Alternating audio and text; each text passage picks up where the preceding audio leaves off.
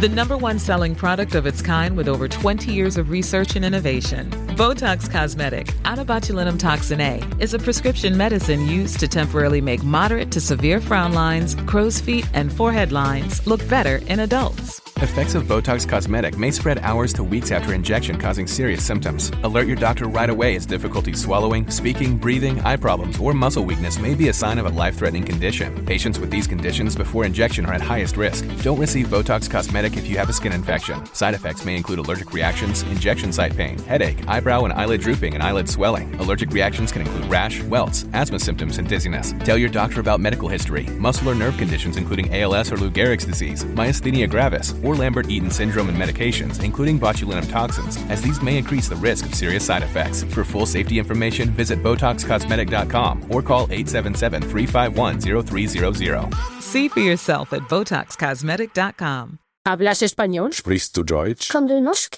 If you used Babbel, you would. Babbel's conversation-based techniques teaches you useful words and phrases to get you speaking quickly about the things you actually talk about in the real world, with lessons handcrafted by over 200 language experts and voiced by real native speakers. Babbel is like having a private tutor in your pocket. Start speaking with Babbel today. Get up to 55% off your Babbel subscription right now at babbel.com/Spotify. Spelled BABBEL.com/Spotify. Rules and restrictions may apply.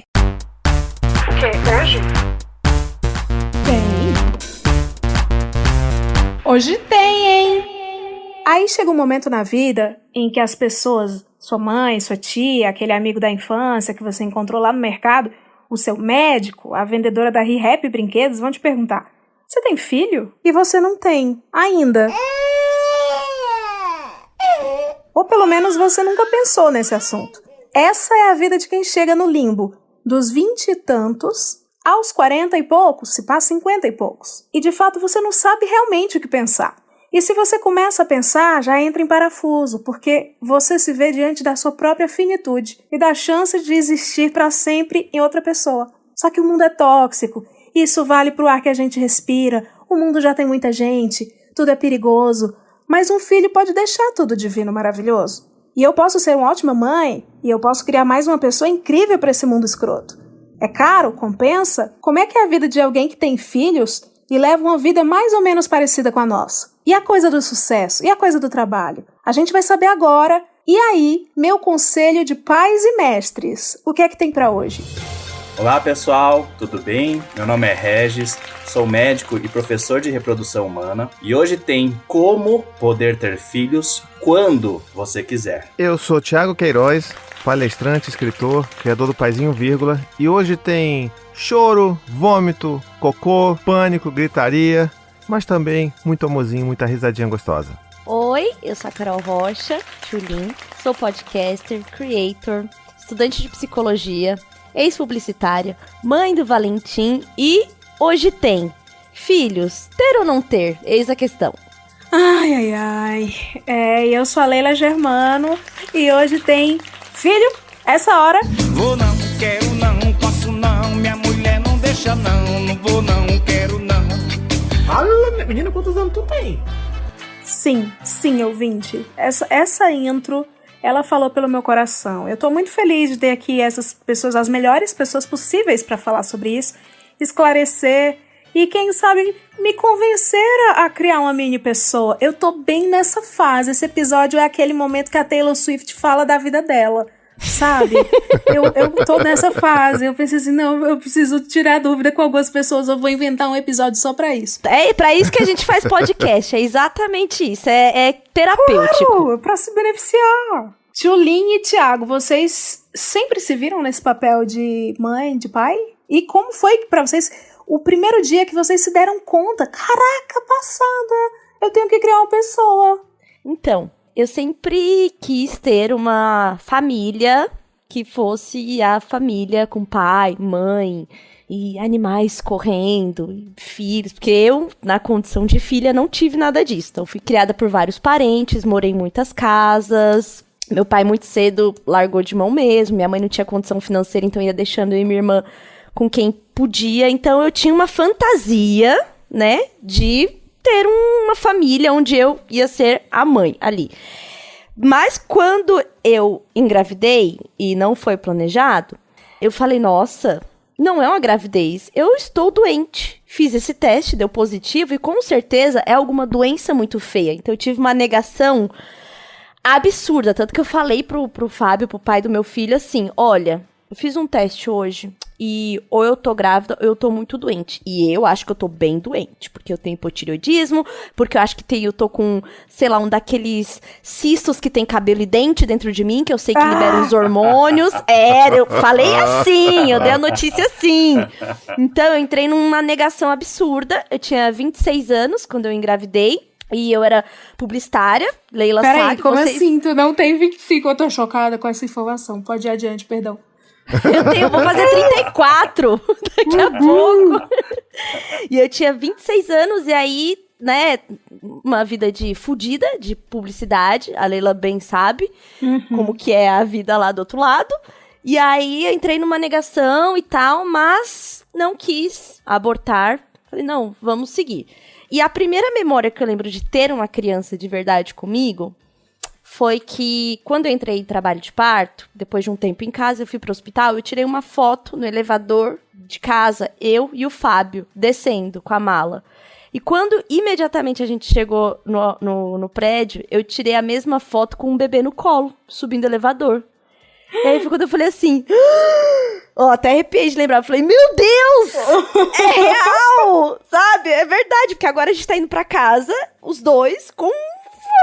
o bebê não era um cisto de dente de cabelo, é um bebê. Então, eu imagino que seja uma coisa assim. Vocês, quando estavam em trabalho de parto, estavam sentindo um parto. Não era uma vida nova que você iria dar conta. Não, era um parto. É porque assim, a gravidez, o amor pelo bebê é tudo criado, né? Você não engravida e automaticamente você fala, oh meu Deus, tem um bebê, agora eu mudei. Não, você tem que construir aquilo. E quando você recebe o bebê no colo, né, no meu caso, que foi o bebê que eu vi pela primeira vez ali, diferente de, por exemplo, quem adota, conhece a criança, se relaciona, né, tem um momento. Quando você recebe um bebê, é a primeira vez que você tá vendo a cara dele, né, você só tava imaginando. Então, o Valentim, quando nasceu, que nasce aquele bebê roxo, porque os bebês nascem roxo, e quente, molhado e muito cabeludo, eu imaginava um bebê igual aquelas bonecas, sabe? Que é careca, rosa. Eu tô chocada que eles vêm quentes e molhados. Não, molhados eu imagino. Muito quentes e muito molhados, não é, Regis? Quentes, molhados, roxos, tá? Nascer roxo não é um problema, todo bebê vai nascer roxo, porque tem menos oxigênio, a forma como ele tá recebendo na barriga é diferente de quando ele começa a respirar. Então ele nasceu aquele negócio, quando jogou aqui em mim, eu falei assim, que porra é esta? E as primeiras vezes que eu olhei pra ele, eu não reconhecia como meu, não tinha minha cara, não era o bebê que eu fantasiei. Então você tem que aprender a amar. E, enfim, rola a pauta. E a Tchulin tá sendo muito generosa falando que bebês nascem molhados, porque na verdade eles nascem encebados, gosmentos. E a gente que tem filho aprende a achar isso delicioso, ficar cheirando o vernix do bebê, é aquela coisa, ai que delícia isso aqui. Mas realmente o bebê nasce encebado. É porque o Valentim, como eu tive diabetes gestacional e eu tinha um aumento de líquido muito grande, o Valentim veio muito aguado mesmo. Ele não veio com aquele vernix branquinho, ele veio assim, parecendo que tirou... Já veio lavado.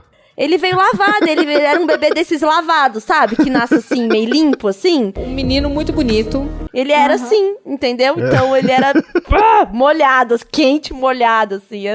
Mas pense pelo lado do médico. Esse pelo menos é o filho de vocês, então vocês têm que amar esse líquido, esse cheiro. Imagine o banho do médico que tá tomando também. Isso a gente nem... Ai, meu Deus. E você, Thiago? Como é que foi o baque? Você já passou por alguns baques, mas o primeirão, assim... Vai durar 2 horas pra eu contar os baques todos, porque são 4 filhos, né? Mas o primeiro baque, que é a da chegada do Dante, né? Que ele hoje tem 8 anos já, então isso faz muito tempo. Era um baque de não saber o que esperar, né? Era muito assustador, assim, e meio solitário também, pra falar a verdade. Porque quando a gente ficou grávido, né, a Anne ficou grávida, a gente foi, assim, nós fomos os primeiros dos grupos de amigos a nos tornarem pais, né? Então a gente não tinha com quem conversar. E, obviamente, do dia pra noite, todos os nossos assuntos eram sobre gestação, sobre bebê. E a gente já tava ficando um pé no saco pros nossos amigos que queriam continuar indo pras festas. E a gente, tipo, até ia, mas, de repente, a Anne tinha aquela crise de cansaço, tinha que sair cedo. Então, a Anne, inclusive, é minha companheira, tá, gente? Então, vou referenciar muito ela, porque, por motivos óbvios aí, que ela faz parte da minha vida também. Lógico. Então, pra mim, esse momento, ele veio, assim, não era exatamente planejado no momento que a gente queria, porque quando a gente decidiu começar a tentar, a Anne falava assim, não, olha, eu tenho ovários policísticos e pelo que eu li aqui no Google, demora em média 2 anos pra eu ficar grávida, então olha, vamos tentar agora logo, porque aí dá um tempo e tereré, tiriri. Eu falei, não, tá bom, mas poxa, eu queria poder viajar, né, nunca, sei lá, o mais longe que eu fui, moro no Rio, foi pra São Paulo, pra Minas Gerais, entendeu? Pô, eu queria fazer algum negócio, não vai dar tempo, vamos nessa, confia. Mês seguinte ela tava grávida. E agora fala, Miriam, cadê a tua voz? Oh, beleza! Mês seguinte ela tava grávida, então assim, psicologicamente não estava muito preparado, mas foi muito lindo, porque essa primeira aventura, né, do primeiro filho, ela marca muitas mudanças na gente. E eu lembro muito de tentar encontrar lugares que eu pudesse até me identificar com outras pessoas, né? 9 anos atrás, tudo era mato, ainda mais no ramo da paternidade. Então, eu não encontrava, eu lembro da Anne me dar livro de presente, de pais escrevendo sobre paternidade, e eu não conseguia me conectar com aquilo, achava tudo muito, as pessoas fazendo piada de tudo, e eu já não curtia aquela ideia, eu queria entender, peraí, mas eu tô com medo, o que eu quero, como é que eu vou fazer isso aqui? Porque a minha relação com o meu pai, ela é daquela bem tradicional, né? O pai que só provê, o pai que, né, ele não dá demonstração física de afeto, não fica falando eu te amo, não beijo e tudo mais. Então, eu falava assim, eu quero fazer diferente, só não sei como, né? E eu continuava sem saber como, mas uma das coisas que mais me ajudou nesse processo foi justamente o fato da Anne não querer ter um parto, digamos, hospitalar tradicional. Ela virou pra mim um belo dia e falou, olha, eu quero parir em casa. E eu quase surtei, porque eu falei assim, peraí, eu parto em casa, isso é coisa de hippie. Você quer ir na floresta?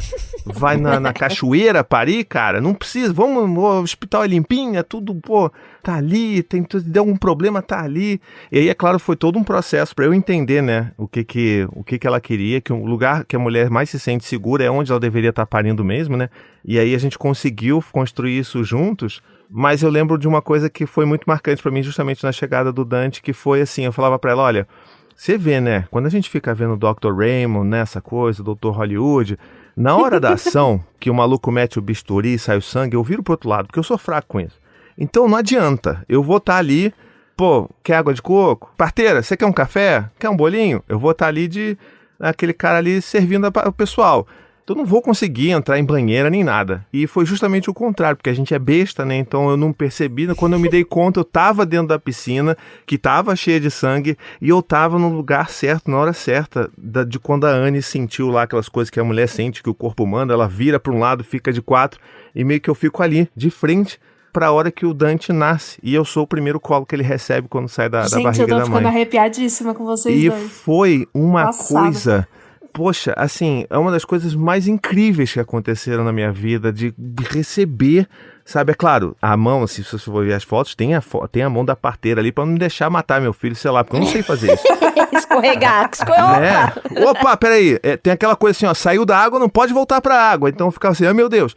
Mas é uma coisa tão linda você sentir aquele corpinho quente que a Tulin falou, aquele corpinho, sabe, que tá ali, você sabe que é tão vulnerável e que é uma vida e que não é, sabe, não era uma dor de barriga da Anne. Ô, Tulin, tá explicado por que ele disse que tá encebado, já veio molhado.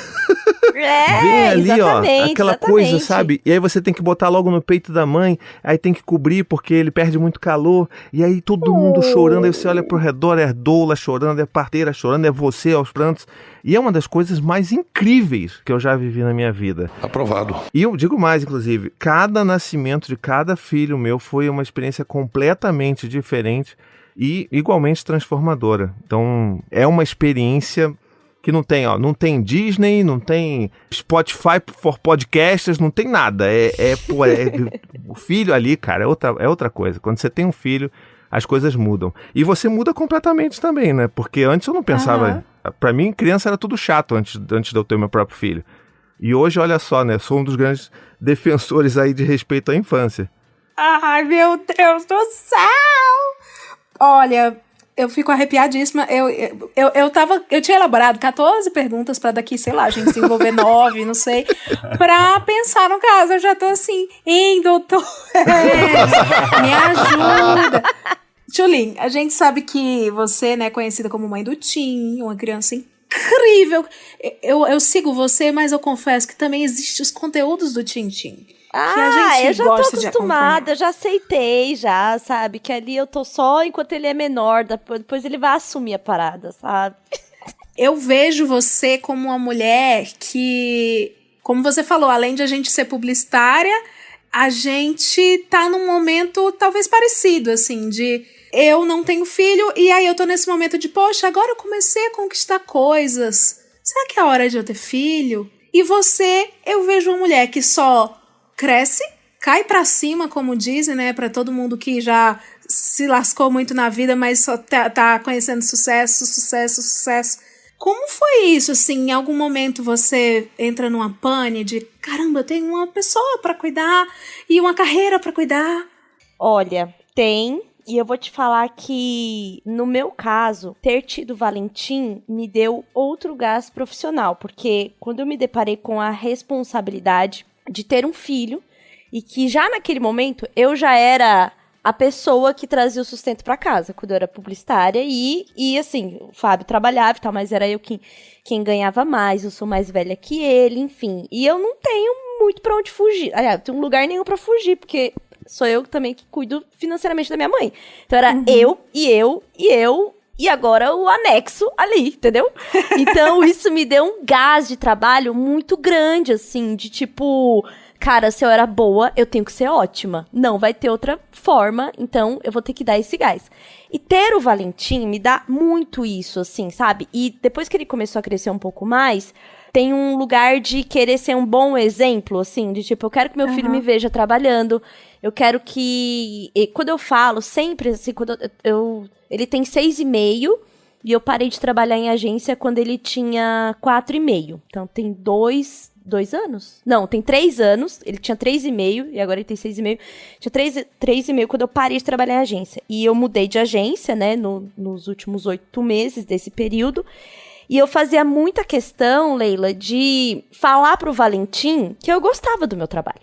Então, eu levava ele no trabalho e falava assim, olha, é aqui que eu fico quando você tá na escola. Essa é a minha mesa, olha a sua foto aqui e tal. Então, eu nunca fiz com que o trabalho fosse um pesar, sabe? Que tipo, ai, filho, eu tenho que trabalhar, ai, que saco, mamãe logo volta. Não, eu sempre quis que ele visse o trabalho como uma coisa que é boa, que eu gosto, que eu não tô sofrendo de estar trabalhando, que eu tô longe dele, mas que é bom pra mim. E aí, eu percebo como ter ele fez eu ter essa vontade de fazer as coisas. Eu vim morar no bairro que eu moro hoje pra poder ficar próximo dele, porque eu ainda amamentava quando eu vim pra cá. E conquistei uma oportunidade muito boa em agência, ser supervisor e tal.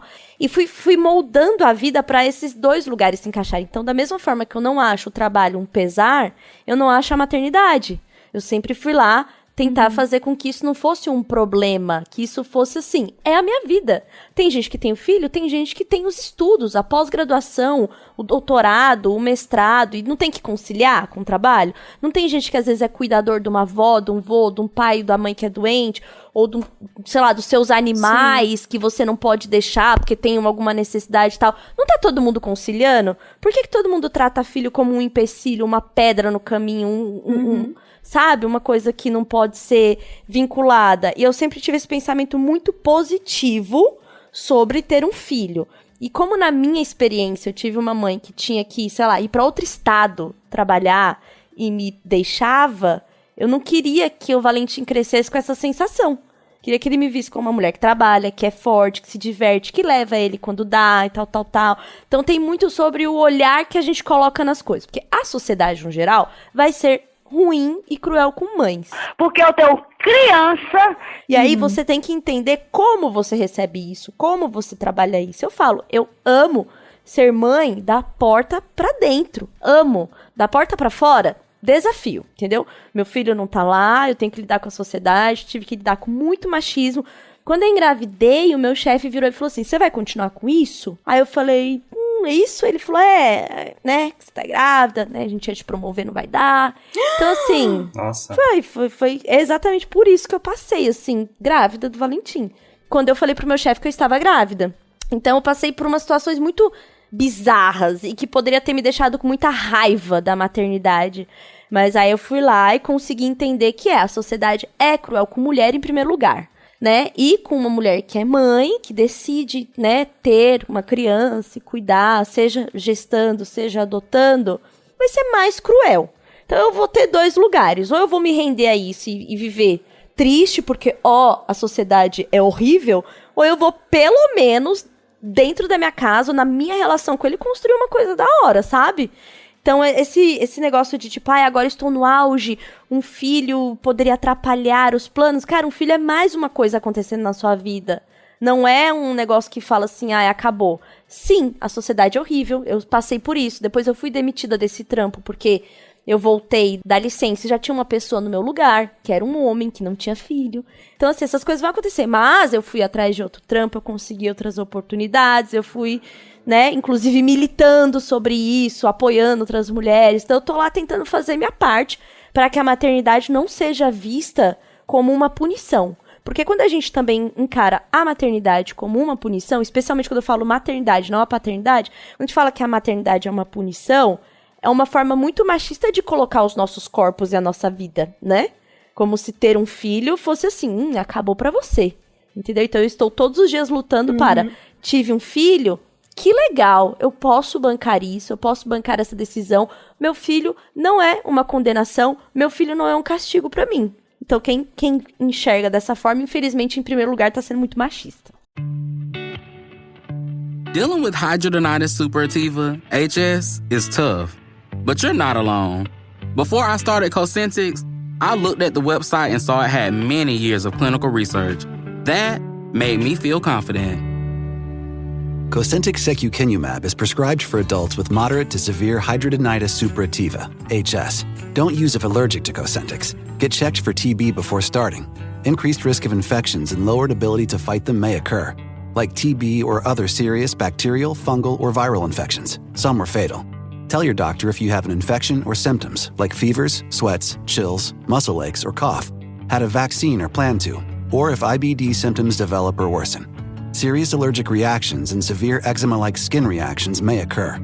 Learn more at 1-844-COSENTYX or Cosentyx.com. Don't wait. Ask your dermatologist about Cosentyx. Regis, olha, a gente ouviu aqui 2 relatos de pessoas que foram no, como diz no basquete, assim, né, quase no chuá. Foi uma coisa, né? E foi bom esse gancho que a Tulin deu aqui de como ela faz para que esses 2 ecossistemas se coexistam e coexistam bem, em harmonia, porque a protagonista é ela, é o filho dela e a carreira dela. Então, ambos têm que coexistir. Porque sim, porque ela é a dona da história. Porque é uma pessoa só vivendo isso, né? Não tem como exatamente. ter um dia acorda mãe e um dia acorda publicitária.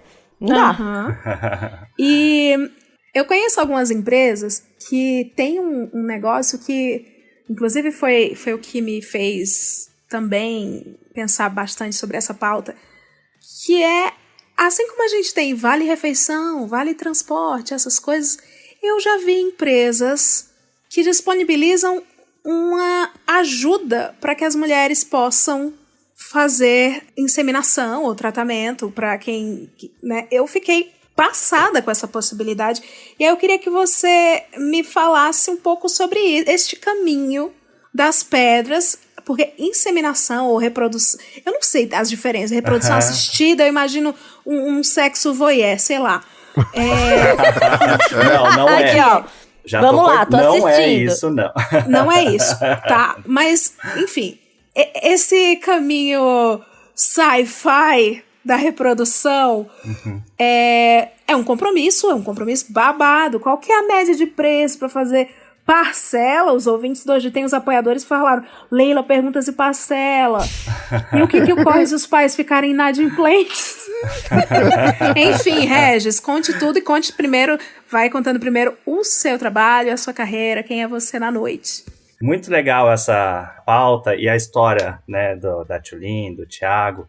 A proposta sua, Leila, de que era, será que eu engravido? Depois dessas histórias, acho que quem tá ouvindo quer engravidar pra ontem, né?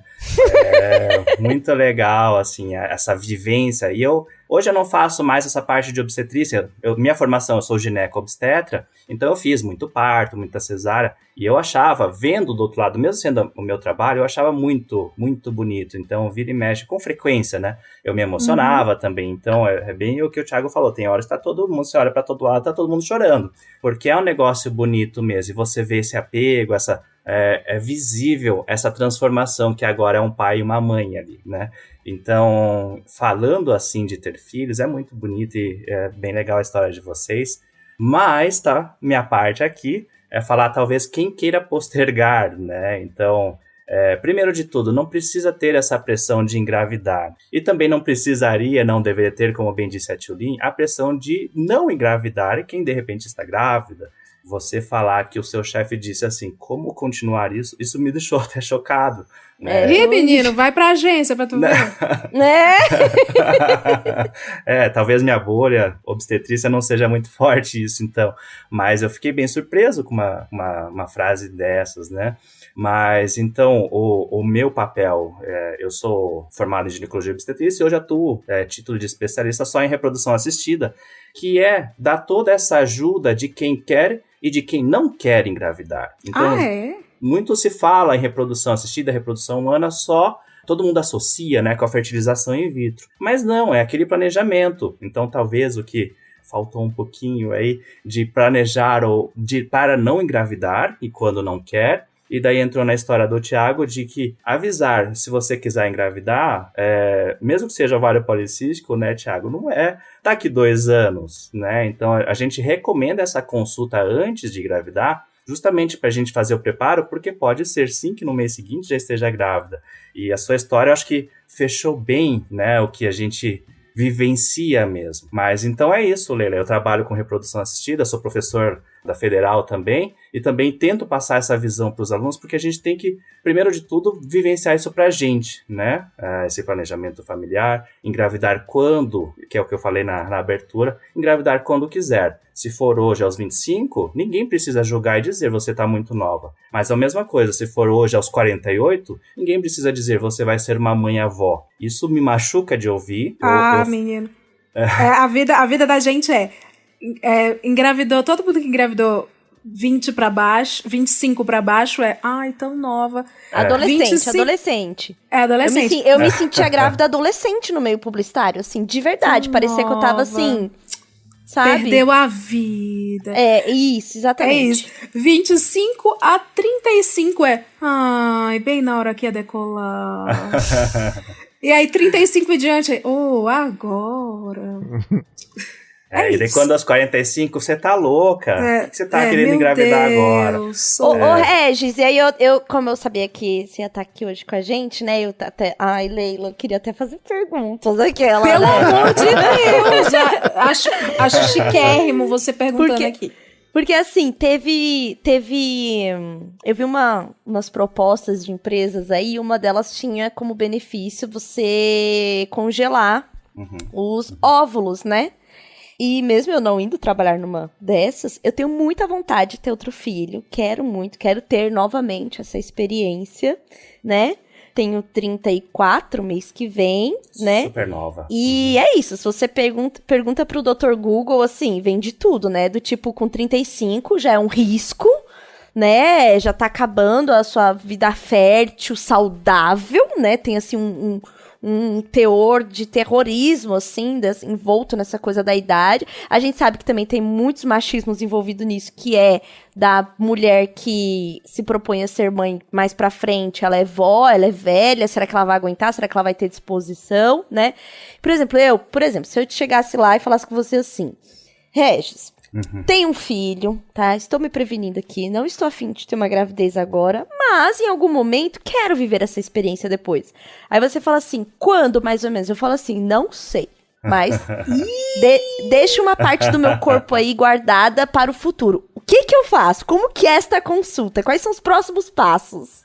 Na minha aula de congelamento de ovos, o meu primeiro slide é justamente isso. Quero engravidar, mas não agora. E é justamente assim. Pode pôr minha foto lá assim, ó.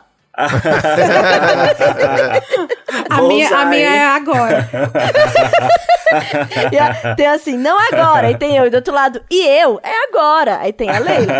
Tem eu. Mas não precisa de um namorado. Não tô contando com o namorado, tô contando da minha experiência. Quero ter uma criança. Legal. Então, a gente tem a saída, parece até propaganda, né? Vendedor. Eu tenho a saída, o resultado para as duas coisas, né? Consigo. Mas então, assim, Tchulin, tá muito, muito frequente a mulher, então acho que isso já está bem forte na visão leiga, né, fora do centro hospitalar, talvez, né, sobre congelamento de óvulos, e cresceu muito. Então aqui no Brasil cresceu em torno de 30% a 40% nesse ano de pandemia. Acho que todo mundo voltou a ficar um pouco mais família, mais casa, né, pensando assim, dar uma baixada na carreira, talvez, ou pensar só foco profissional, e pensar, acho que daqui a pouco eu quero ter um filho sim, né? Então, começou a ter uma procura muito maior. E isso acontece porque isso também é outra informação que todo mundo sabe, que com o passar do tempo vai ficando um pouquinho mais difícil. Só que aí que vem essa tão temida idade dos 35 anos. Não existe uma chave que muda ali. Você fez meia-noite, 35 anos, meu Deus, tô infértil. Igual o iogurte quando estraga, né? Que assim, validade até dia 15. Dia 16 tem vida lá dentro, assim, acabou. Joga fora que vai dar diarreia, né? É bem isso. Então, assim, quando eu mostro o gráfico, eu sou um pouco alarmista, só para chamar a atenção, que o auge da mulher é aos 22, dos 22 aos 25. Já era pra mim, acabou pra mim. Acabou o episódio, né, Leila? Acabou. Fique agora, gente. bom. Fique agora com Olavo de Carvalho. Tô brincando.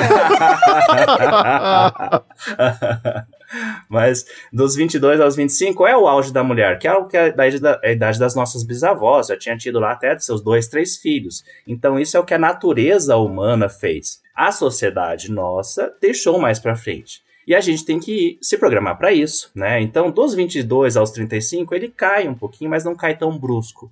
Só que a partir dos 35 começa a cair um pouco mais rápido, e depois dos 37, e principalmente depois dos 40. Então a qualidade dos ovos vão diminuindo. E é por isso que a gente recomenda, se você tem planejamento de querer ter filho, mas não é nos próximos 2, 3 anos, nos seus próximos 5 anos, vale a pena você deixar guardado, porque os seus ovos, se você congela hoje, mesmo que você use daqui 15 anos, vai que você, 34, você resolve engravidar lá com 50. Os seus óvulos que estão congelados vai ter a mesma qualidade de hoje aos 34. E aos 50, se você procurar para tentar engravidar, talvez você não tenha mais óvulos, né? Então talvez seja mais difícil. Então é uma forma de você meio que congelar o tempo, né? Fala-se muito do relógio biológico, né? A mulher tem o seu relógio para ser mãe. Então essa é uma forma de a gente conseguir preservar hoje em qualquer idade. Então se a mulher está aos 28 anos e decide por não querer engravidar nos próximos anos, já vale a pena. Ela não precisa esperar os 34. Ela pode congelar aos 28. É até melhor. Os óvulos aos 28 vão ser melhores que aos 34. E tem vários estudos mostrando que quanto mais formação, mais carreira profissional a pessoa tem, é mais tardio ter o primeiro filho. Então é muito frequente. Então até, como eu na universidade mesmo, eu já recomendo até, né, para as alunas, olha, a carreira de vocês talvez postergue um pouco, já comece a considerar um congelamento de óvulos, né, justamente para dar essa chance de conseguir engravidar quando quiser, mesmo que seja aos 50. Mas vem cá, aí tá, eu faço a consulta, eu falo dessa intenção e fica 2 anos, como que é? Eu pago um aluguel, Eu quero aqui... saber, e o procedimento, como é Exato. que é? Exato. Eu vou estar dormindo, que eu prefiro tudo dormindo, ó. Eu sou o departamento de pessoas, povinho desse podcast, então eu vou fazer essas perguntas assim, vem cá, que custa um carro? Quanto morre? A gente tá falando de um Ford Ka 2002, a gente tá falando de uma Tucson, Tá, então eu vou primeiro jogar essa pergunta pra vocês. Quanto vocês acham que custa congelar os óvulos? Rapaz, pela mulher que quebrou tudo lá no aeroporto de Guarulhos, ela disse 50 mil reais que o meninozinho custou. Não sei. Ai, sei lá. Teve isso naquela treta? Teve, ela... Sim, menina. Ela disse que... Sabe quanto que esse menino custou? 50 mil reais. Eu não vou passar meu perrengue com esse menino, não. Sinto muito. Meu Deus, eu não sabia que tinha chegado esse lugar. Daquela treta horrorosa. Foi babado. Aí eu fiquei assim, olha... Duas bolsas. Tô brincando. Duas bolsas. Duas bolsas de toalha? Duas bolsas de toalha da Bottega Veneta. Eu imagino que seja assim... Eu imagino, tá? Seja, sei lá, 10 mil pra fazer, e aí tem tipo um aluguel de onde vai ficar congelado, e que se não pagar, fica lá e você só retira se pagar o restante. Vale um sequestro! Meu pensamento, porque eu não sei aí como vai estar o Regis com uma pistolinha assim apontada pro potinho, ó. La Casa de Papel.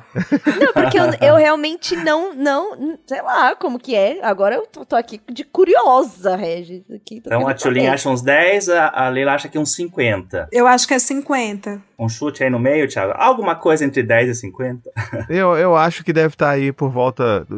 Porque tem um monte de coisa que envolve, imagino, né? Não é só tira aqui, bota num pote e joga no isoporzinho. Eu acho deixa no congelador, mas põe uma etiqueta, viu, óvulo? Teste made, retire do congelador e ponha no Moisés. Bota em forno baixo, mas eu acho que deve estar por volta de uns 30 mil, e talvez o aluguel, ele deve estar custando aí na faixa dos 700 reais, vai. Se for pra chutar, eu chuto. Olha, é um contador, gostei. Então, eu perguntei isso porque foi feito um estudo em São Paulo até, com população assim de praça, porque tá nesse imaginário de que a reprodução assistida é muito cara. E eles perguntavam, quanto você acha que custa? Então, caro é relativo, subjetivo. Então, teve chutes de 2 a 100 mil reais. Então, eu geralmente gosto de falar os valores, porque cada um quem vai pagar que decide se é caro ou não. Claro. E só para você, e também que o Thiago falou, tem vários passos. Então, a mulher, naturalmente, ovula um óvulo só por mês. Por isso que não tem tantos gêmeos na natureza. Só que quando eu quero congelar, dependendo da idade, eu indico que ela tenha pelo menos uns 10. Se for acima dos 35, 40, talvez ter uns 20, 25 óvulos. Imagine se eu for tirar um de cada mês, vai demorar quase 2 anos para eu tirar esses 10, 15 óvulos. Até lá então, já teve o filho já. Até lá já decidiu, já mudou de ideia, né? O 13º foi bom esse mês, bora. Então é bem isso. Então, para otimizar, eu faço isso em um mês só. Só que naquele mês eu preciso dar um empurrão nesse ovário para que ele consiga me liberar uns 10 a 15 óvulos naquele mês. Só de medicação, ela já deve gastar talvez uns 3 a 5 mil reais. E daí depois disso ela tem o procedimento e eu não tiro o óvulo não sai na menstruação, o óvulo não sai. Eu tenho que entrar com uma agulha. Então é com anestesia, né? Mas não tem nenhum corte, não chega a ser uma cirurgia, mas eu entro com uma agulha para tirar o óvulo de dentro do ovário. E daí depois suave, disso... para quem faz Papa Nicolau. Vai estar mimindo. Ainda faz mas dormindo, tem mais né? os 2 mil pra Tchulin dormir também. Tem anestesia também. Tem que ter de forma segura e assim, não tem nada mais, aquelas, né? Tem nada mais gostoso que uma anestesia, gente. Vocês vão estar relaxadas.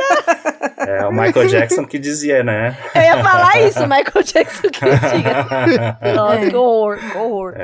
E daí esses óvulos, ao tirar, que daí a gente congela. Então esse processo vai depender de cada serviço, acho que o Brasil inteiro está muito grande, né? Mas deve custar entre 7 a 15 mil reais. Então talvez uns 20, acho que São Paulo, Rio geralmente é mais caro, né? Mas então talvez 7 a uns 20 mil reais aí. De você, Leila, acho que eu vou falar aqui podem cobrar 50, né? Mas... Não! Era brincadeira, era a mulher do aeroporto. Eu não sou assim. Eu já tô imaginando, Leila vai meter uma permutinha, vai aparecer ela na maca. Doutor Regis, Doutor Regis, obrigada por tudo. Doutor Regis, eu também tô pronta na permuta. Eu sou boa. Você nem... Tem um monte de mãe me seguindo. É verdade. Mulher, engajamento altíssimo. É mulher, engajamento... Olha aí. Tamo aí pra isso, então, por que não, né? Olha Mas aí. então, esse é o custo do congelamento. E a manutenção, esse não é o mais caro, porque ele fica então ele não fica no freezer, né?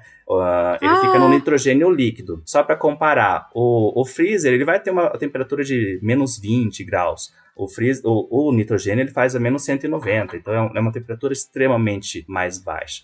E então a manutenção é só meio que a troca do tanque de nitrogênio. Então custa mais ou menos isso que o Thiago falou, de 700, mas por semestre. Então não é... Então dá um cento e pouquinho por mês. Eu tô passada, que coisa maravilhosa. Olha aí, cara, tá vendo? assim, eu tô falando, a gente aqui tá falando que a gente tá numa situação financeira que permite isso. Agora, muitas mulheres, isso eu posso dizer que isso é um privilégio de Sem pessoas dúvidas. de classe média alta.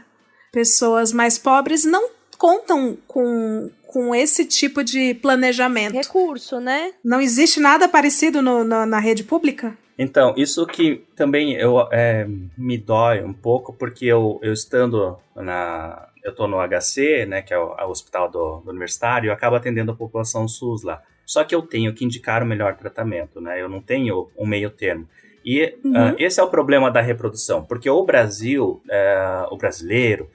não está acostumado a pagar por saúde, porque ou o SUS ou o convênio cobre. E quando você fala que o negócio é particular, geralmente está associado com basicamente estética, né? Só que a reprodução assistida ela está no meio termo, que é um problema de saúde. A pessoa não conseguir engravidar, só que ao mesmo tempo é particular. Então, eu tenho pacientes que, como essa é a programação, esse é o planejamento, eu já tive paciente haitiano, né? Então, com subempregos, infelizmente, que eles conseguem aqui no Brasil, só que como esse era o objetivo final deles, eles se organizaram, se planejaram, né? Então, por mais que seja caro, assim, eu fico super feliz de ver, né? Quando eles foram atrás, porque a indicação era aquela. Então, realmente, é muito caro, né, para a população comum, assim, do brasileiro, né? Mas sendo, talvez, um objetivo de vida, e geralmente é assim que eu falo para o paciente lá no HC. Você e o marido, decidam o que é o plano de vocês. Isso é essencial para a vida de vocês como casal? Se for, tem que apertar o sino. Se não for, passa de página. Mas não fique rebatendo isso, porque senão você vai sofrer à toa. Né? Então vira uma treta, né? Assim, eu participando de grupos de mães, muitos grupos de mães, acho que o Thiago também já deve ter tido contato com isso. A pessoa, quando quer engravidar e não consegue, fica como tentante, é extremamente estressante, é caro também. E tem casamentos que acabam aí. Eu vi isso, assim, muito. Sim, em grupo, eu também. sabe? Porque é um estresse absurdo depois ficar tentando, porque, enfim, não se priorizou lá, tal, e fazer esse planejamento e tal. Então, é muito de ter um olhar muito individual, né? Do que é a sua vida, do que é a sua relação, do que são os seus planos, do que é o seu projeto. É porque ter um filho, assim, de verdade, é uma coisa que muda a sua vida. Principalmente a sua vida financeira, sabe? Eu acho que, pra mim, o maior baque era quanto custava, de fato, ter um filho que eu quisesse dar condições, não é condições de luxo, tá? Dar uma condição digna, né? Porque a gente tem um governo e a gente vive num país que não oferta isso para sua população. Então você tem que dar a sua força de trabalho para criar isso, que no futuro vai ser um cidadão para este país. Enfim, deveria ser valorizado. Não vou militar tanto hoje aqui, mas enfim, tem um custo financeiro. Tem um custo, realmente um custo financeiro, né? Ter uma criança tem um custo emocional. Então, por que eu tenho tanta vontade de ter outro filho? Eu quero viver uma outra experiência. Porque eu vou estar num outro tipo de condição. Foi muito cruel voltar ao trabalhar com o Valentim com 3 meses e meio. Passar a madrugada tirando leite pra não faltar o leite pra ele. Ter que mudar toda a minha vida e local de moradia pra poder continuar dando o que eu achava que era o básico pra ele, que era o leite do meu peito, né? Então, tudo isso envolveu custo financeiro mesmo, assim, dinheiro, sabe? E eu tenho muita vontade de ter essa experiência novamente, de uma forma mais confortável. Me programo financeiramente, realmente, assim, pensando que um dia eu vou poder, por exemplo, ter o meu filho e conseguir trabalhar 6 horas por dia, não 10, 11, com um bebezinho que eu amamente, sabe? Então tem esses planejamentos mesmo, né? É muito lindo, é muito incrível quando você escolhe ter um filho e, né, apesar das dificuldades, você consegue, mas ter numa condição confortável, não é de rico, confortável, a experiência se torna melhor também, porque tem muita treta, às vezes, que acontece entre casais, ou na sua própria treta ali, que é como se a criança tivesse culpa, e não é culpa da criança, né? Tem várias coisas envolvidas, mas imagina, você quer ser uma ótima mãe, você quer dar tudo pro seu filho, você quer ter tempo pro seu filho, só que você tem que trabalhar 10 horas por dia, ou voltar pra casa, dar a comida, dar o banho, não sei o quê, e voltar e pegar o computador pra trabalhar. Você começa a sentir uma raiva que você nem sabe mais do que é. E nisso, às vezes, muitas vezes, conta na criança, sabe? Então tem que ter a cabeça muito no lugar também pra entender que não é culpa da criança. É a partir do momento que você quis ter ali, né? Se teve a responsabilidade de ter, tem que entender que você é o adulto da relação também e que a culpa não é da criança, sabe? Então, ter realmente uma condição que é pelo menos confortável, que você não tá, tipo, se apertando muito pra ter o filho, torna mais prazeroso, digamos assim, sabe? Eu percebo isso com o passar dos anos, que ele cresceu, pude, né, tive a oportunidade de ganhar mais, trabalhar mais também, mas que fica menos estressante, sabe? Tem isso também. Não tô falando que quem não tem dinheiro não tem que ter filho, pelo amor de Deus, não tô falando sobre isso. Estou falando que quando a gente tem uma condição que pelo menos é confortável e digna, é muito melhor, sim, e também por isso o governo deveria pagar pra mãe ter filho. É isso aí. E você aí que é empresário, que a crise vem pra... Não, você que é empresário, cara, sério, é muito bacana. Isso aqui é bonita, é isso aí. Você descobrir que uma empresa oferece esse suporte para as mulheres. Assim como a licença paternidade, né, de 6 meses e tudo isso. Esse benefício, vai para a categoria VR bom. Não, eu lembro quando saiu a notícia dessa empresa famosa, que eu vou falar aqui, mas que tava pagando para suas funcionárias de alto escalão e tal, começar a pensar, né, no congelamento de óvulos. Eu lembro que virou uma polêmica assim, estão colaborando ou estão pressionando para que a mulher não pare de trabalhar, entendeu? Tinha também né, essa discussão sobre os corpos. Mas eu acredito que vivendo no mundo capitalista que a gente vive, que não é fácil mesmo, todo mundo quer mesmo exigir mais a sua mão de obra. Então aproveita o benefício e congela com o dinheiro do patrão mesmo, entendeu? Ativou o empreendedorismo e reformulou o seu negócio. Faz isso sim. Faz isso sim. É igual o negócio de cagar em horário comercial? Sim, faça cocô em horário comercial, sim. Entendeu? Não esquece, gente, não esquece de checar se a empresa tem salinha de amamentar, se a empresa tem um horário ok, se a empresa fecha uns acordos legais de... Cara, a mulher acabou de ter um neném, ela pode trabalhar de casa. Existe toda essa flexibilidade que se uma empresa, eu imagino, né, está num patamar de começar a oferecer esse tipo de planejamento como suporte e benefício para uma mulher, ela provavelmente tem umas posturas mais progressistas, eu acho. Ainda que dentro do capitalismo, mas, né... Não, e assim, Leila, é meio burro, na verdade, de um patrão que não valoriza, porque, poxa, você chegou, você tem uma excelente funcionária, que é boa, que é dedicada, que tá, né, produzindo ali, produz bem, né? E aí, essa pessoa, a prospecção de desenvolvimento profissional dela é de foguete, não tem ré, né? Ela tem mais 20, 30 anos de trabalho para oferecer. E a maternidade, esse período crítico é tão pequeno, perto de tudo o que essa pessoa tem para oferecer. Sabe assim? Por exemplo, eu penso que só a redução da jornada de trabalho por dia, por um período, já muda tudo. E você não perde aquela funcionária. Você não perde aquela funcionária que é boa e que depois que tem o filho, ela quer mais trabalhar pra garantir sustento, entendeu? E tem isso também, tem esse comprometimento.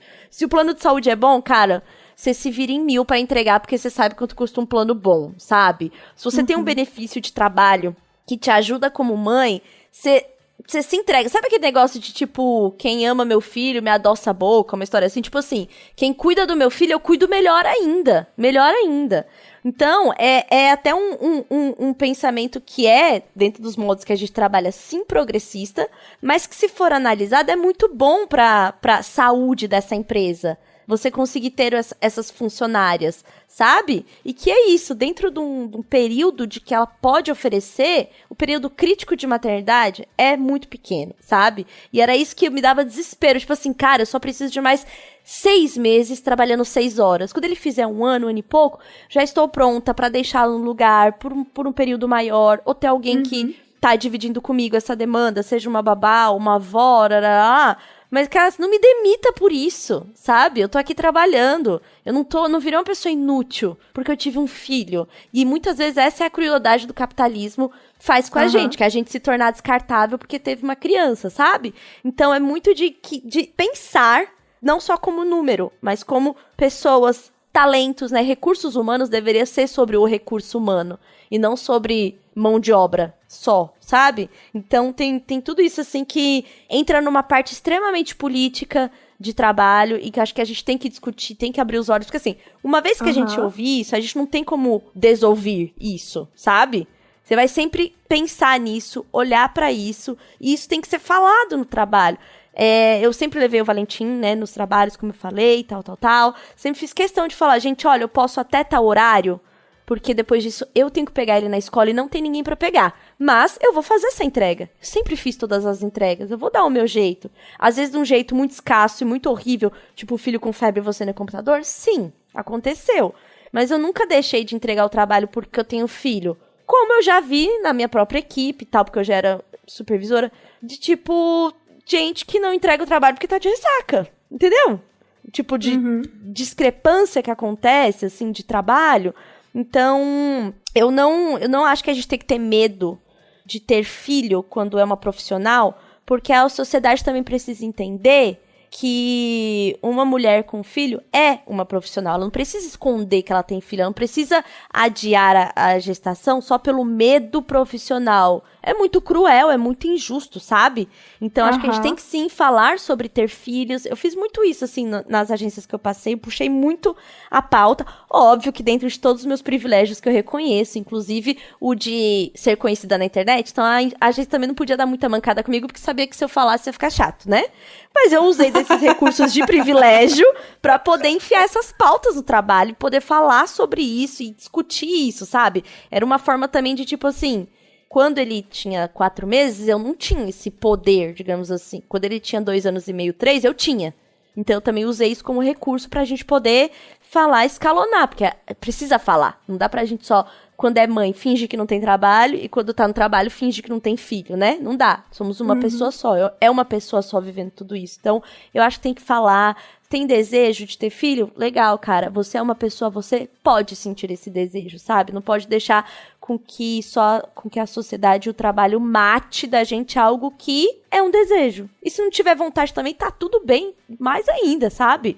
Tipo, é importante que a gente possa se manifestar como pessoa também nesses ambientes de trabalho. Muito que bem. Eu tô quase o Faustão. É essa fera aí, mano. Ai, eu vou parar de falar, gente. Fala aí, Thiago, alguma coisa. Lindíssima, falou tudo. Tiago, ó, a Tchulinha acabou de falar do desejo dela de ter um próximo. Você, como pai de belas 4 mini pessoas, como saber que cabe mais um no convívio? Quando você e a sua companheira entenderam assim, essa casa merece mais uma criança e mais outra, vamos ter mais. Olha, vou fazer um disclaimer aqui, porque se eu começar a falar mesmo sobre isso, vai acabar a gravação, a Tchulinha fala assim, tá, isso aí, agora. Eu vou ter outro filho agora. Ai, meu Deus, eu já tô... Doutor Regis, põe aí 2, anote. As pessoas 2. me acusam, me ameaçam de me deixar de seguir no Instagram, porque vê, ai meu Deus, o útero tá palpitando aqui, a vontade vem, mas aí eu lembro das noites sem dormir, aí a vontade vai embora. Eu acho que assim, só antes, complementando também o que a Tchulinha tava falando perfeitamente, é que a gente vive numa sociedade que ela é muito doida, né? Uma sociedade que não valoriza a criança, não valoriza a infância. A não ser que você tenha filhos e já tenha passado por algum tipo de um certo nível de transformação na percepção do mundo, das relações, dos vínculos humanos, a gente continua achando que criança é um estorvo, né? A gente continua se sentindo hiper culpado, por exemplo, quando você vai viajar com um bebê no avião, de ai meu Deus, e se o meu bebê começar a chorar por causa da pressão no ouvido, e o que as outras pessoas vão se incomodar, né? Chegando ao limite de ter aquela história famosa da família que levou e deixou um saquinho de bombom e de docinho em todos os bancos do avião. Pá, olha, já peço desculpas antecipadamente pelo meu filho que vai incomodar. Ou então companhias aéreas que vendem assentos que ficam longe de criança com um valor mais alto, né? A forma do capitalismo subverter tudo. E eu vejo isso com muita preocupação porque é muito contraproducente isso daí. A gente está falando das crianças como se elas fossem papéis em branco, como se elas não tivessem personalidade, como se fossem bichinhos, pets que a gente tivesse ali. Ah, vou dar água, vou dar comida, e é isso aí. E quando que na verdade a gente está falando das próximas gerações, tá? Então assim, eu gosto muito de citar a Vera Iaconelli, que é uma psicanalista fabulosa, e ela tem uma definição muito, muito real e acho que é, sabe, bem acurada do que é parentalidade. E a parentalidade é justamente quando uma geração de pessoas se dispõe a criar e cuidar e preparar a próxima geração. Então, se a gente não tem as pessoas que estão dispostas, e não estou falando nem só financeiramente, porque não é sobre isso apenas, dispostas e disponíveis emocionalmente para cuidar, né, gestar, criar, cuidar e amadurecer a próxima geração, não tem mais sociedade. É simples assim. É claro que todo mundo tem o seu direito de escolher não ter filhos, isso é super genuíno. Eu, inclusive, estou fazendo a minha parte para já tem aí 3 famílias que não quiserem ter filhos, a gente já teve por elas, então não tem problema. O mundo vai se ajeitando. Vamos equilibrando. É isso aí. Eu amei essa perspectiva. Mas eu acho que existe muito essa... É isso que as pessoas me perguntam muito sobre a quantidade de filhos, e é uma coisa chata também, uma cobrança que existe muito de tipo, se você tem um filho, ok. Quando vem o segundinho? Eu tenho certeza absoluta que a Tchulin deve ter ouvido isso aos montes nesses últimos anos. Não, eu não posso aparecer com um namorado novo. Quando que alguém vem, fala assim, opa, ei, né? vai vir vai tentar outro, o casalzinho sabe? agora. Vai tentar... E tipo assim, isso é uma das coisas mais perturbadoras, quer dizer, vou tentar o casalzinho. Não, meu amigo, são irmãos, não é um casal, são irmãos, entendeu? É um menino, é uma menina. É verdade, entendeu? Meu Deus, eu nunca tinha me atentado pra isso. Horrível, então, assim, simplesmente as horrível. pessoas Cenas horríveis. Sem conseguir desver hoje, Leila, sonhando. Sim, as pessoas, os Lannister, meu Deus. É, isso aí. E aí as pessoas ficam, né? Aí se você tem 2, beleza, então já vai, né? Já vai aproveitar o parto e já vai fazer a laqueadura, né? Já vai ligar, né? Porque, pô, tá bom já. Então, assim, as pessoas estão sempre querendo exercer um domínio, principalmente sobre o corpo da mulher. E eu lembro claramente também quando eu anunciei a 3ª gravidez da minha esposa no meu trabalho, antes, pandemia, muito antes disso, eu lembro de um amigo meu chegar assim, e aí, companheiro, e a Vasec agora? Vamos fazer uma Vasec agora, né? Aí eu, eu que sou meio lento, demorei a entender o que significava Vasec. Vasec. A Vasec. Não, meu tá. Deus. Vamos ver isso aí, né? Tal. Então, você tem 3 filhos, aí as pessoas ficam, nossa, esse pessoal aí. Aí você anuncia o 4, as pessoas já começam a te taxar ou de maluco, ou de inconsequente, ou de corajoso, achando que isso é uma coisa boa também. E eu não acho que é nenhuma dessas coisas, porque quando a gente se dispõe a ter mais filhos, né? Eu sei que a minha família é numerosa, não é sobre coragem, não é sobre loucura, é sobre ter fé. Eu tenho fé de que eu vou conseguir e que o mundo ele vai ser melhor, que a sociedade vai ser melhor, de que eu posso construir algo melhor com os meus filhos e para os meus filhos. Então, a gente tem que passar por todos esses medos, e trazendo até de volta uma palavra que você falou que me marcou muito, Leila, no início da nossa conversa, que é esse medo. Poxa, mas se eu tiver um filho agora, o que vai ser de mim? Mas é minha carreira, e o que vai acontecer? E se der errado? E a gente não pode viver com medo, a gente sabe disso, né? É por causa de uma grande epidemia de medo que a gente se encontra na situação política que a gente se encontra hoje. Todo mundo está com medo do fantasma do comunismo, a gente está nessa bosta que a gente está vivendo agora. Então, o medo paralisa, e a gente precisa acreditar que vai ser melhor. E eu não estou falando aqui que todo mundo tem que ter 5, 10 filhos. Tenham os filhos que vocês quiserem, mesmo que a quantidade seja nula, mas que seja uma coisa de vontade mesmo, né? Então, tirando os casos, é claro que quando a coisa acontece por acidente, totalmente por acidente, aí existe sempre a opção de abortar ou de seguir com aquela gravidez, mas no nosso caso a gente sempre conversou muito sobre isso. E era muito curioso porque eu e a Anne, a gente sempre passando de alguma grande crise na nossa relação. Quando a gente conversava, sentava, não, peraí, tá muito pesado, vamos tentar resolver. Quando a gente se entendia, vinha mais um, que é pra já, tem o Tascalho e o Taylor. E aí a gente ficava, eita, tá bom. E aconteceu muito isso, assim, tanto que a gente fala que a Cora, né, que é a nossa quarta filha, ela é na verdade o bebê 5, né, porque o nosso bebê 4 veio ano passado e a gente passou por uma perda gestacional que foi pesadíssimo, foi muito duro, foi muito triste. E é muito triste ver como que a sociedade faz com a mulher a ponto dela se sentir culpada por ter passado por uma perda gestacional. E o medo que a Anne começou a sentir desde então e até durante toda a gestação da Cora. Até a Cora nascer, a Anne estava com medo. Porque ela se sentia culpada. Não, eu não funciono, meu corpo não funciona, meu corpo não presta mais. Eu ficava assim, mas calma, isso acontece, sabe? Olha aí, você já pariu 3 crianças lindas, sabe? Isso faz parte, mas por mais que eu pudesse dizer a nível consciente, é claro que ela nunca consegue, porque isso está ali dentro dela, né? E acho que dentro de todas as mulheres que já passaram por isso. E por outro lado, eu também passei por uma coisa muito ruim, que era de ser o pai que passou por uma perda gestacional e que ninguém perguntava pra mim como é que eu tava. Então os meus amigos chegavam assim, ei, como é que tá a Anne? Aí eu, não, a Anne tá mal, tá muito mal, não sei o quê. E eu na merda, assim. E ninguém falou assim, pô, como é que tá aí, cara? Tá precisando aí de conversar? Então eu acho que a gente precisa naturalizar, eu acho que a humanização das nossas relações, sabe? Essa coisa de poder conversar, isso que a gente tá fazendo aqui agora, contar das nossas histórias, entender que filho não é um estorvo, que filho é talvez uma das coisas mais potentes e transformadoras que vai acontecer na sua vida. Eu sou um cara completamente diferente do que eu era há 9 anos atrás. E você chegar num ponto que você vê uma criança com as suas próprias ideias, questionando você com as suas próprias regras, e você fala, caceta, cara, que incrível isso, porque eu não tinha essa coragem de fazer isso com os meus pais. E aí você vê, né? E os abraços que você recebe dos seus filhos quando você está nos seus piores momentos. E é aquele abraço que você tá chorando, não consegue conversar com o seu filho vem e acolhe você como você vinha acolhendo ele ao longo de 8 anos, sabe? Então eu acho que é uma coisa que não dá. Eu e a Tcholinha, a gente pode ficar 5 horas falando pra você, Leila, falando pra todo mundo que tá ouvindo a gente.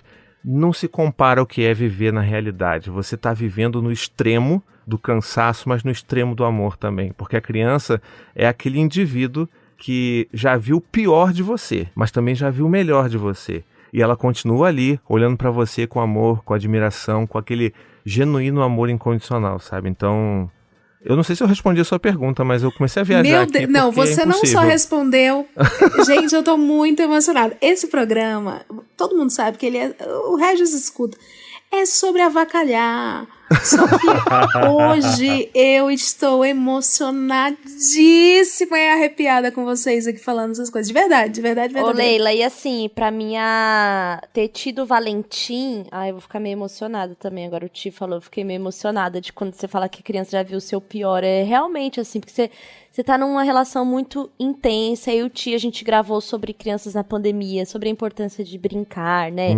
Falamos sobre isso. Temos pensamentos muito parecidos sobre como ver a criança, como indivíduo, né? Então, hoje eu não moro com meu filho, eu divido a casa com ele. Ele é uma pessoa dessa casa, ele tem as regrinhas dele, as coisas dele, né? Ele se sente, assim, pra mim é tão lindo ver isso. E o ter tido filho foi uma oportunidade de eu refazer minha relação com a maternidade, né? Eu não fui uma criança feliz, não fui uma criança cuidada, amparada, não fui mesmo. E ter o Valentim me deu a possibilidade de curar essas coisas em mim, sabe? A maternidade me deu a oportunidade de aprender a acolher, aprender a abraçar, a toque ser uma coisa que é boa, a me propor a cuidar como eu não me senti cuidada. Então, eu pude entrar neste papel de mãe, né? Isso me curou demais. Me tornou uma pessoa muito mais em paz comigo, com a minha própria história, sabe? Então, ter tido o Valentim é algo extremamente importante pra minha história. Não só como mãe, pra minha história como uma pessoa, sabe? E eu sei que eu quero, né, ter outros filhos. Depois já vou falar ali com o Regis, entendeu? Programar isso direito, entendeu? Contatinho Né, ali. eu quero ter outros filhos, mas o Valentim me tornou uma mãe. Então é extremamente especial pra mim, esse menino na minha vida, né? Essa pessoa na minha vida. Ele é uma pessoa, sabe? Muito louco. É a pessoa! É a pessoa mais importante da minha vida, depois de mim. Então, tipo, é muito importante, assim. E eu tive um momento que eu falei assim, que merda, por que eu fiz isso, sabe? Foi um momento extremamente estressante, separando, com dívida, uma criança e 5 gatos no apartamento. Então ali teve um momento que eu falei assim, o que eu fiz da minha vida? Eu acabei com a minha vida, não sei o quê, pra que eu fui inventar? Eu devia estar morando sozinha, não tava nem no Brasil, aquelas ideias todas, sabe? Tudo bem, essas coisas vão passar pela nossa cabeça em situações completamente estressantes como a que eu tava vivendo. Que ainda amamentava, ainda por cima. Ainda tinha meu corpo ali no meio. E eu tive esse pensamento, eu tive esse momento, sabe? E quando eu fui deitar, porque eu dormia com o Valentim me abraçou. E ali eu tava tão sozinha, tão fudida. Se uma pessoa tava fudida, eu tava fudida. Tinha decidido que não ia mais estar casada, me fudendo no trampo... Criança, gato, uma casa pra pagar, assim, conta no vermelho. E ali, naquele momento, a única coisa que me confortou, que me tirou da noia, da coisa horrível que eu tava sentindo, foi o abraço do Valentim, dormindinho, assim. E aí, obviamente, chorei, me senti a pior mãe do mundo, aquela história toda. E depois daquilo, eu falei assim, cara, é muito da hora receber isso daqui, sem ser... cobrado, ou sem ser da nossa forma adulta, muitas vezes, de lidar com relações, troca, tipo, se eu te dou, você tem que me dar. Não, só veio, sabe? Uhum. E aquilo me fez entender tantas coisas, eu acho que você já passou por momentos assim, né, Ti, que a gente tá à beira de perder a cabeça, assim, e um abraço inocente daquela criança que você é responsável, muda tudo, sabe? Então, eu não sou uma pessoa que romantiza a maternidade, é foda, é difícil, é caro, você vai ter que trabalhar mais mesmo pra se manter e tal. Mas é incrível ver um ser humano em construção tão de perto. E ser responsável por aquilo. É realmente muito incrível. Às vezes eu lembro da gravidez, eu acho a gravidez um negócio assim... Meu Deus, tava aqui dentro. Até hoje eu tenho essa sensação, sabe? Mas é muito louco. Mas eu sei que eu não só gerei meu filho, eu adotei o meu filho. Porque uma criança que nasce da sua barriga também precisa ser adotado. Então, é uma coisa da entrega do seu corpo e depois a entrega do seu amor e da construção. Você tem que adotar esse filho também, sabe? Então, tenha filho que tem vontade, porque é muito difícil também ser a criança que não é querida. E isso eu posso falar da minha vivência. Então, assim, tenha vontade, tenha essa fantasia, essa vontade de fazer isso, sabe? Não é só por você, não. É uma entrega pro mundo mesmo, né? Porque um dia ele vai embora, né? Todos vão embora da casa dos pais. Fica o vínculo do amor, mas ali embaixo da asa não vai ficar... Eu espero que o Valentino more comigo até os 30 anos, entendeu? Então, já tô aqui falando que se ele estiver ouvindo no futuro, é isso mesmo. Eu espero que você viaje aos 18. Mas, enfim... This is an ad. I hate it! An ad for crisp, refreshing Angry Orchard hard cider. That is refreshing. An ad that interrupted your podcast. I hate being interrupted! To remind you to stop being angry at me and crack open an Angry Orchard. That's a good idea. Don't get angry! Get Orchard. Angry Orchard Cider Company, LLC. AngryOrchard.com. Please drink responsibly. Angry Orchard is a hard cider with other natural flavors. Aí manda assim na direção da porta. E é pra ouvir mesmo. E é pra... E tô falando é com você, viu? Você. Então, assim, tem esse vínculo, tem essa entrega, mas é uma entrega pro mundo. E tem mais. Gente de direita que só faz merda, tá criando um monte de criança também. Então a gente tem que botar as nossas aí no mundo também, tá? Olha, isso daí é papo de futurismo mesmo. A gente tem que garantir a maioria pro Lula continuar sendo votado. Porque ele vai viver pra sempre. Eu acho. Aqui em casa é Deus no céu, Lula na terra. Então, assim, não tem papo aqui. A Tchulinha, ela falou dessa coisa do abraço. Eu vou ter que contar uma coisa aqui pra mim, que é talvez uma das vivências mais fortes que eu tive com o meu mais velho. Mas antes eu queria até fazer um lembrete aqui de como que ter filhos também traz coisas tão incríveis. Só pelo fato de você ter um filho. Eu comecei a conversar com a Tchulin porque nós temos filhos. A Tchulin participou do meu podcast lá do Tricô de Paz quando o Tintin tinha 2 anos, pra gente falar sobre os 2 anos. Ela nem tinha podcast, a gente ficava enchendo o saco dela pra ela fazer podcast. É verdade. Então, olha como é que pode conectar também pessoas por conta dessa vivência. Isso é verdade. A vivência da maternidade é muito solitária, extremamente solitária, difícil mesmo, mas é uma coisa de peneira, ficam os bons, assim, fica as pessoas que sabem te valorizar por também ter um filho, e você faz novas amizades e, tipo, isso é bem legal, assim, também. Meu círculo de amizades mudou muito, mas eu me sinto extremamente confortável com as pessoas que eu tenho comigo, sabe? E falo sobre a importância de rede de apoio. Eu recebo muitas mensagens, gente falando assim, eu queria ajudar minha amiga, não sei o quê. O que eu compro pra ela? Eu falo, não compra nada, vai na casa dela, lava a louça dela, dá uma passada de pano no chão. Né? Porque também tem isso da pessoa falar assim, eu vou na sua casa, deixa que eu fico com o seu bebê. Não, eu queria muito ficar com o meu bebê. Vai fazer o que eu não quero fazer pra mim, sabe? Vai bater a roupa, aí, pô. Lava a casa da cachorra, sabe? Deixa eu aqui com meu filho curtir um momento de paz, isso aqui também não ser só uma tarefa. Então a gente vai se adaptando e vai criando essas redes. Acho que hoje em dia, com a internet, com pessoas produzindo conteúdo sobre isso, que é o que a gente faz também, isso se tornou um assunto um pouco mais falado e comum. Acho que o Regis deve ver isso com pacientes, enfim, tá aqui no HC, né? Você tá com gente o dia inteiro, né? Então, eu falei aqui HC porque é perto aqui de casa, tá? Se quiser tomar um café, enfim. e aí, então tem... Você não morre, mas você vira uma outra pessoa. Então, assim... Tem várias camadas, sabe? É um certo luto de uma vida e de uma personalidade que você tinha, né? Esses dias eu falei sobre o que eu tava... Há muito tempo eu não sentia, e eu senti muito forte esses dias, que foi a solidão materna. E eu achei que tava meio que superado, né? Passou, tenho meus amigos, tá tudo certo, não tô mais no puerpério, aquela coisa toda, né? Blá, blá, blá, blá. Trabalho, hoje eu toco meu trabalho, né? Eu sou a minha empresa, blá, blá. Então, parece um ótimo cenário, né?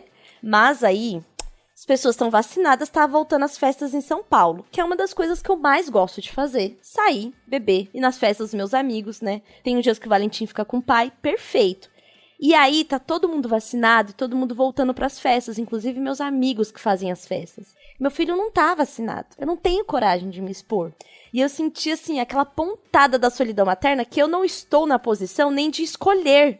Porque eu, sendo uma mãe responsável, nesse momento, não quero me expor ao nível de talvez exponha ele, sabe?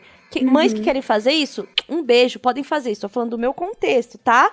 Sobre a minha responsabilidade com ele, com a comunidade da escola e tal, que eu não quero que ele fique sem aula, porque eu também sou péssima com aula online.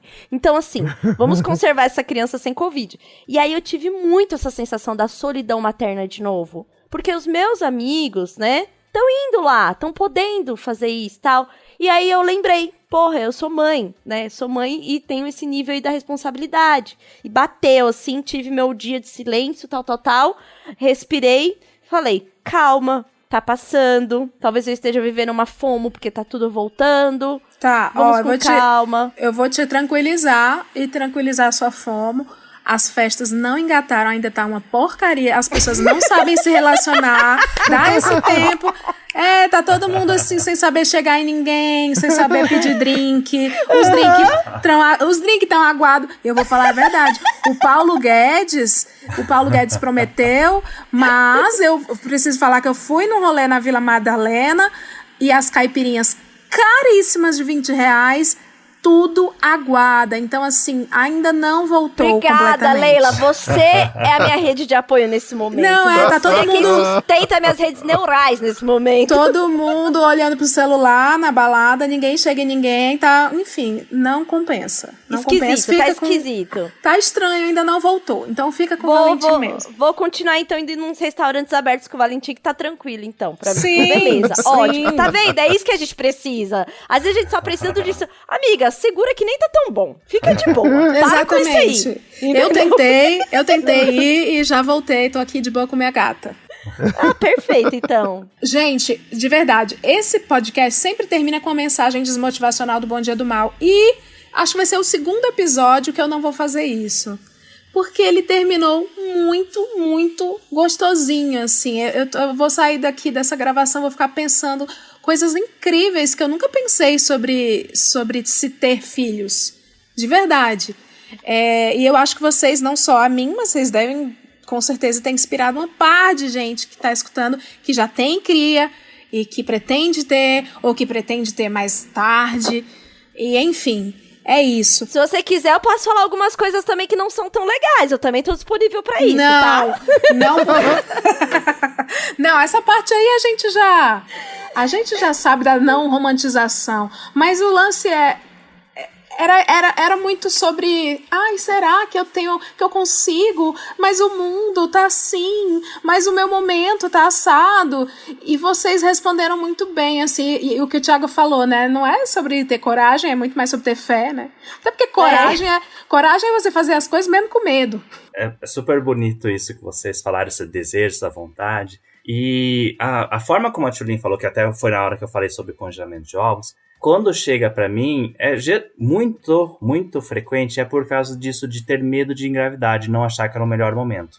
E quando eu falo de congelamento, eu sempre digo, congelar ovos é o plano B, é o plano pra você deixar lá. O plano A é engravidar pra ontem. Não tem momento certo pra você engravidar. Eu acho que essa que o Thiago falou, de ter que vai com medo mesmo, tem que ir com medo mesmo. Porque todo mundo tem medo de uma grande mudança, e ficou muito claro aqui com a história de vocês, como isso é uma grande mudança.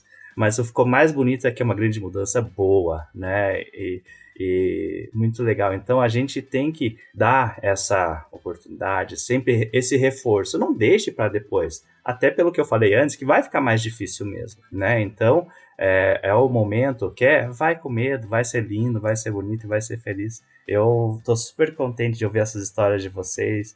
Eu com pacientes, então, na vida particular também não tenho filhos ainda, mas eu com paciente eu vivencio essas transformações. Imagine vocês que engravidaram rápido. Imagine quem engravidou depois de 5, 6 anos tentando e era esse sonho, né? Sim, então, sim.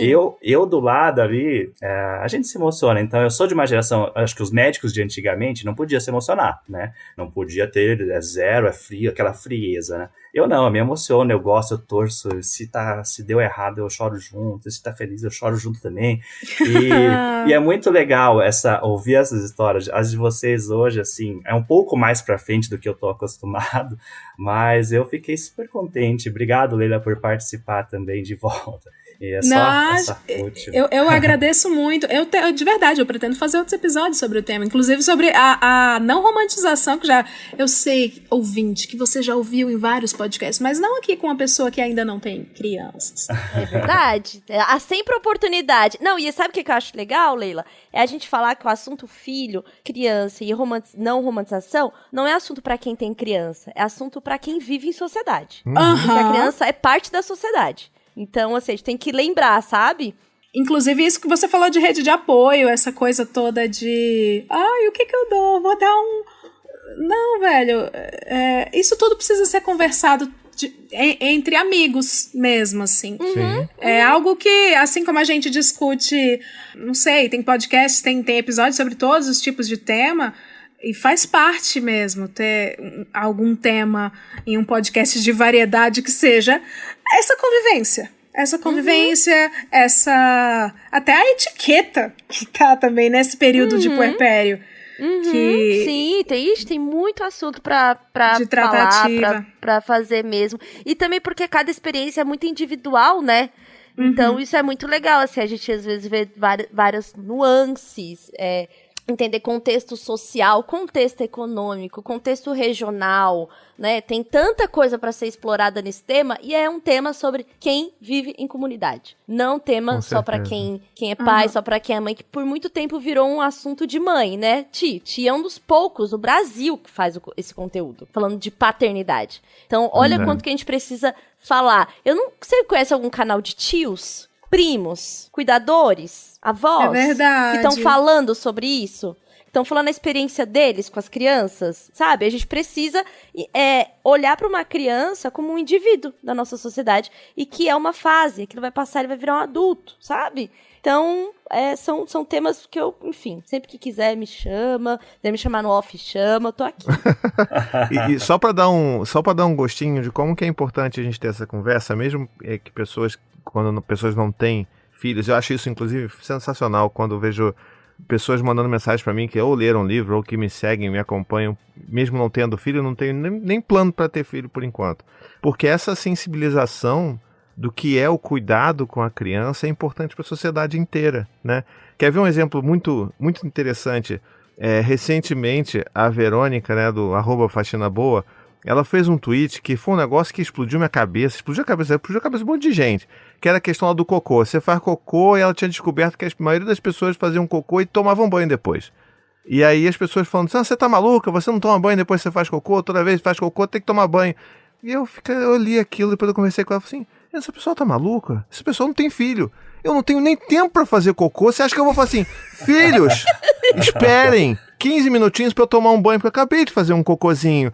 Eu mal tenho tempo de fazer cocô, gente. Eu espero quase fazer nas calças pra chegar rápido lá e resolver e poder voltar, porque senão vai ter um gato pegando fogo, vai ter uma cortina rasgada, vai ter uma criança socando a outra. Realmente. Pô, entendeu? Então, assim, essa é a parte da romantização que as pessoas não entendem também pra quem tem filho.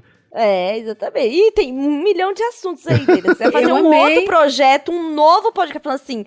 Não, tenho filhos, quero falar de criança. Tá perfeito também. Eu quero mais que fale mesmo. Fale e me chama pra falar com você, porque... Vou fazer o repeteco. Não, eu amei o seu convite. Assim como o Ti falou, eu amo pessoas que quando não têm filhos, falar sobre isso. Eu fico assim, ai, muito obrigada. Sim, eu posso falar por horas. Sim, eu desmarco tudo, vamos sim. Porque pra mim é extremamente importante, sabe? É realmente, assim, um prazer.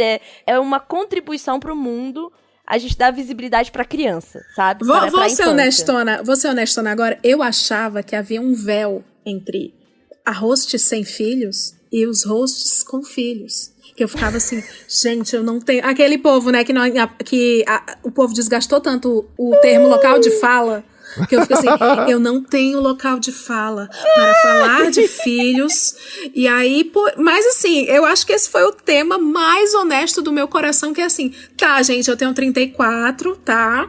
Já casei, já separei, tava namorando, terminei. Mas assim, eu acho que tem um lugarzinho aqui na minha vida de uma criança. E não tem a ver com boy, não. Não, isso que eu ia te falar. Esse lugar, eu falo, eu tinha aquele sonho da família perfeita, que com 1 ano e meio do Valentim, acabou, quebrou minha fantasia da família, que 50 anos de casado, não rolou, né? Namorei uma pessoa logo em seguida, passei quase 2 anos, terminei, balada, rolê, muita bebida ruim, tô namorando de novo, e nada tem a ver com o desejo de maternar de novo, não tem. É totalmente individual. É nosso. É nosso. Porque no fim tem essa coisa da solidão. E não é só a solidão porque ela é imposta. É solidão porque é a sua relação com aquela criança. É a sua vida com aquela criança. Então tem a questão da solidão ser muito pesada, mas ela também é um mergulho muito pra dentro, sabe? E que você entende que essa sua relação com a criança não depende dos outros. Depende de você fazer este papel. Entendeu? Depende do pai fazer o papel dele de tipo...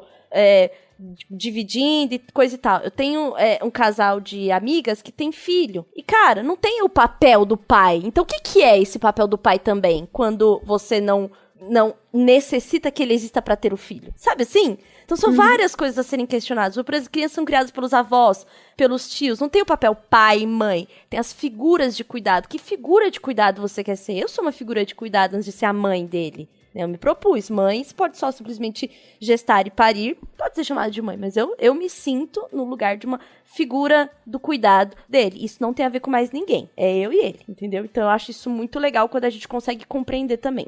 Viu, ouvinte? E com matemática. Viu, ouvinte sem filho? Essa tora de indireta foi pra você. Verdade ou mentira? Eu lembro de quando eu convidei a Leila pra gravar o Tricô de Paz.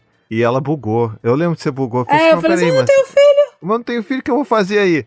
Aí você viu. A gente conversa sobre tudo, a gente é gente. A gente toma banho, A gente é gente! Quem tem filho também é gente! Não toma sempre, não. Quando é 11 horas, quando as crianças dormiram, a gente toma.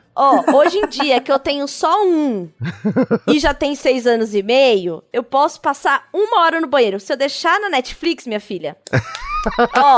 A Netflix, o posso streaming... desmaiar naquele banheiro que ele não vai saber, O streaming entendeu? é a maior rede de apoio que um pai e uma mãe pode ter. É mesmo. Então, assim, hoje em dia já dá pra cagar e tomar um banho. Olha, eu vou deixar o ouvinte com essa frase linda de encerramento, pra gente terminar com as ações lá em cima. E agradecer Thiago, Regis, Tchulin, vocês foram sensacionais. Eu pretendo repetir essa bancada, vocês que se virem e lutem. Eu amei demais, muito obrigada. Se vocês quiserem falar alguma coisa sobre onde vocês estão, como encontrar, do que vocês estão falando de tão massa como vocês falaram aqui hoje, fiquem à vontade. Se vocês quiserem acompanhar aí um pouco do que eu faço, procura Paizinho Vírgula, tem nas redes sociais aí, YouTube, Instagram, essas coisas todas. Tem o meu podcast que é o Tricô de Pais, que eu falo sobre parentalidade, relações de uma forma geral. É aquela coisa, você acha que você vai falar um monte de homem falando sobre trocar fralda, não é exatamente sobre isso. Você vai se emocionar, vai ouvir história de gente que adotou e que tem filho no espectro do autismo. Assim, são muitas histórias de parentalidade que ajudam a gente a mudar a forma como a gente vê o mundo, né? Então, se vocês quiserem, estão super convidados. Queria, inclusive, aproveitar e falar que eu acabei de lançar meu livro. Foi meu primeiro livro infantil, estou muito feliz com isso, que é a Armadura de Bertô. É uma história que eu tenho contado para os meus filhos há alguns anos para falar sobre masculinidades mais saudáveis. Então fica aí principalmente quem tem filho menino e tem essa preocupação. Tchulinho, o teu endereço está aqui guardado comigo, que a editora vai mandar, já mandei mandar, porque a gente sabe disso, a gente nem pergunta, já eu sei que vai mandar. É isso aí. Mas é uma história muito bonita, assim, de 2 ursos, um pai e um filho, como que eles vivenciam isso e o filho, como sempre, nesse papel de questionador do status quo, da masculinidade e, enfim, não vou contar spoiler, mas é uma história que eu tenho muito orgulho de ter escrito. Ansiosa para conhecê-la. Lindo. Eu também. E eu sou fã dos conteúdos do Ti, inclusive para crianças. Inclusive, vamos atualizar esse podcast aí, porque o Valentim adora. Então... Vamos lá. Eu só preciso da liberação do Spotify. Eu falo assim, mete outra aí, outra temporada. Porra, vamos aí, porque é muito bom. O Valentim adora ver as histórias. E eu acho uma delícia, porque tem dia que a gente tá cansada pra pegar uma porra de um livro e ficar lendo. Exatamente. Entendeu? Então, você só tem lá já o seu recurso, rede de apoio, podcast com história que você dá play e vamos que vamos. Eu sou a Carol Tchulin, @Tchulin nas redes. Eu faço o podcast Imagina Juntas. Inclusive, hoje eu gravei o episódio de 4 anos, então eu estou aí sobrevivendo nessa indústria. Faço um outro podcast que se chama Papo de Gato, que é só sobre a vida de mãe de gato, tô zoando, só sobre ser uma gateira, tá? Sobre cuidados com especialistas incríveis, é um podcast muito legal, produzido pela Royal Canin, e apresento um outro podcast que se chama Eu Que Lute, que é falando sobre os primeiros desafios da vida adulta. Primeiro trampo, primeira vez que você vai fazer uma compra no mercado, primeiro apartamento que você entra com um sonho na cabeça, uma mochila nas costas, um colchonete no braço. Então eu sou aí uma podcaster. E tá lá nas minhas redes sociais muito conteúdo, muita militância, assim, que às vezes bate, né, lá nos stories, quero falar sobre, enfim, essas coisas que eu sinto sendo uma mulher e mãe. E é isso aí, gente. É isso aí. Leila, muito obrigada pelo convite. Estou muito feliz. Muito obrigada mesmo. Eu agradeço vocês. Imagina, brilharam. E eu sou o Regis Show nas redes sociais e tem meu site também, regisshow.com.br, mas onde eu sou mais ativo acaba sendo o Instagram. E o meu objetivo é essa conversa aqui, é tentar popularizar as técnicas de reprodução assistida. Ela é muito associada com um negócio meio Discovery Channel, meio do fantástico, mas não, ela é coisa do dia a dia e ela é para ser popular, é um sonho que deve ser concretizado. Então, me sigam e de volta agradeço, Leila, adorei a conversa com vocês 3, eu achei que foi ótimo, o pessoal, eu como também, pessoa amei. também, imagine para os ouvintes, com certeza vai ser muito legal, e obrigado. E eu quero deixar um spoiler, uma eventual nova conversa, para falar sobre gestação independente, foi o que a Tchulin falou. A maternidade não precisa estar relacionado com um parceiro. E tem tido uma procura muito, muito grande de gestação independente. Então existe sim, é uma técnica estabelecida. E mais importante, ela é segura e não vai estar preso a um homem, né? Então acho que essa é... O que é a melhor coisa. É a melhor parte. É a solução do mundo, cara. Caraca, sensacional. Não, é simplesmente perfeito, sabe? Fica aí, fica jogado aí, então. Fica um insight bem na minha cara. Olha, Leila, que eu te falo que, assim, boa parte dos problemas acompanha um homem, tá? Então, assim... Leila, tá aí na tua legal. mão. É só assinar um contrato agora com o Regis, ô Leila. É verdade, é verdade. Gente, ouvinte, eu prometi um bom programa, eu entreguei um excelente programa. De nada, ouvinte. Burro, raso e superficial que me segue. Quem quiser saber, Leila, onde eu acho? Eles estão falando nomes e os arrobas e eu não consigo clicar. Ouvinte burro, eu taguei pra você aqui na descrição. E aí você clica e vai atrás dessas 3 pessoas maravilhosas. Vou me despedindo dela. Muito obrigada. Eu não tenho palavras para agradecer, porque vocês enriqueceram demais este episódio. Um cheiro no ouvinte. Eu vou ficar devendo o Bom Dia do Mal. Mas vocês já sabem, é só seguir @BomDiaDoMal no Instagram e lá tem todos os cards pra acabar com a raça do seu dia. Tchau, pessoal! Bom dia!